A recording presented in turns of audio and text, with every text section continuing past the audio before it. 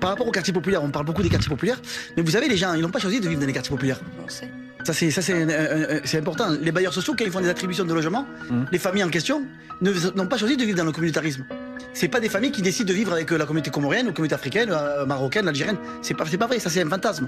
Aujourd'hui, la République, elle est absente des quartiers populaires. Il n'y a plus rien, il y a plus rien dans les quartiers populaires. Tout a été abandonné. Même l'école républicaine, elle n'est pas à l'image de la population française.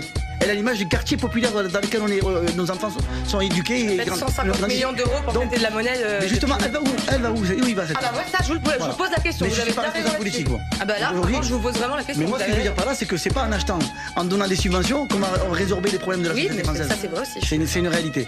Après, ce que je veux dire par là, par rapport aux noyaux villageois, c'est clair qu'il y a beaucoup de villageois qui sont aussi pauvres, qui brûlent pas les voitures, ils font pas des meutes, c'est une réalité. Mais le contexte actuel, comme je disais tout à l'heure, ils ne vivent pas ce racisme au quotidien, le racisme institutionnel. Aujourd'hui, quand vous arrivez, je sais pas, il y a un facteur qui a été agressé de coups de couteau à Romans-sur-Isère. Donc c'était à la Monnaie.